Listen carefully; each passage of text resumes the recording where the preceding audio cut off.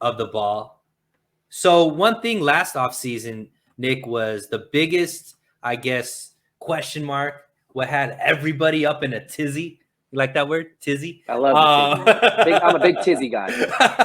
So the fan base was really worried about the 49ers secondary. And for the most part, they weren't as big of a weakness as many people may have thought. Definitely. Even though they like patchworked it together with Verrett going down, in week one. Now, obviously, a lot of that had to do with the way that they adjusted with the linebackers and the safeties, and then what the defensive line was able to do.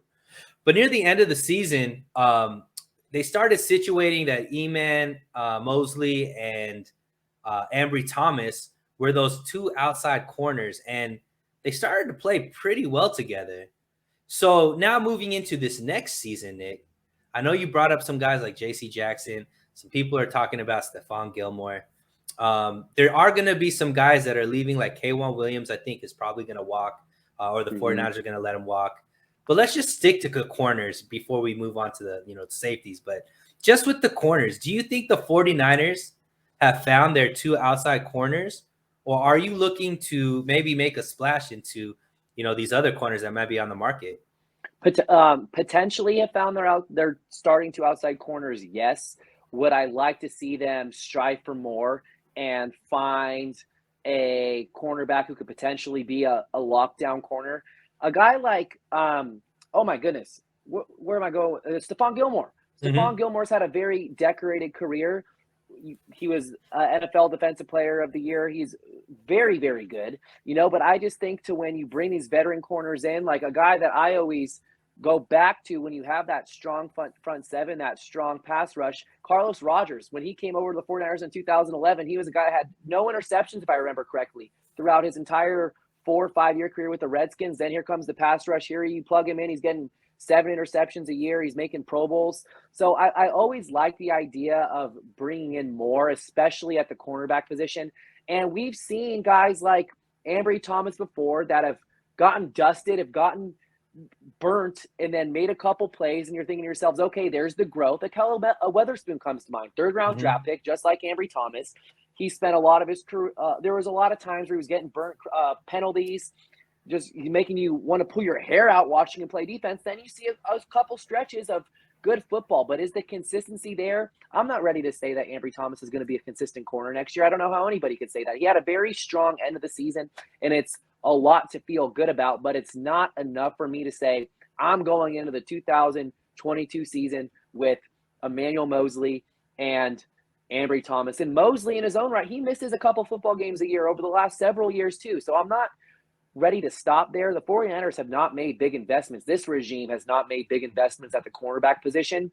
For whatever reason, Jason Verrett was what's the word I'm looking for? When they took a Band-Aid. flyer on Jason Verrett. It was a Band-Aid. Let's see if he can revert back to his very when he was a very good cornerback. Let's see if we can get that kind of play out of him. And they did, but then he got hurt. So I would like to see them make a splashy move at cornerback. Do I think it's completely necessary? No. I would get the logic behind it. If they weren't to do that, I would just personally like to see it. And the logic behind not doing it is you just look at their defense over the last couple of years. They've had a top pass defense pretty much every single year since 2018. And that was the second year of the regime. They've been top 5, top 10 in passing yards allowed every single year, year after year. So I get it. I get not making that splashy move in that sense, But when you see a guy in these game-changing corners out there that can help you get the football back and generate turnovers, you got to strongly look into that. So I'm not convinced that the 49ers have found their two outside starting cornerbacks, but there's definitely a lot of potential between them both. Yeah, I think I'm a lot higher on Ambry Thomas than most. I think he's a stud, and I think it makes a lot of sense why he started playing better at the second half of the season. He's a 3-year starter with Michigan, and he would have been a 4-year starter, but he opted out of that COVID year. And so he didn't play a full year of football and then came into the NFL.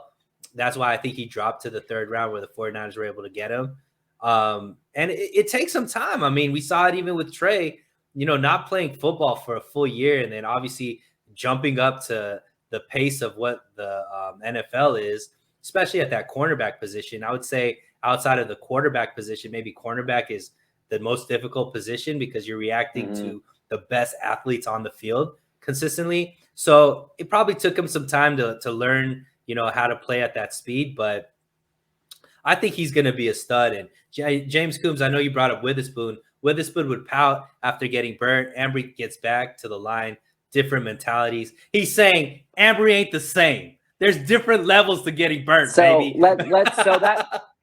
Through that way, we drew the comparison that Brandon Ayuk is not Dante Pettis. He can take the tough stuff coming his way. So maybe Ambry Thomas is not Ahkello Witherspoon nor Dante Pettis. He has that Brandon Ayuk dog mentality where let's just get it. Let's just move on. Let's get better from this. And I see that.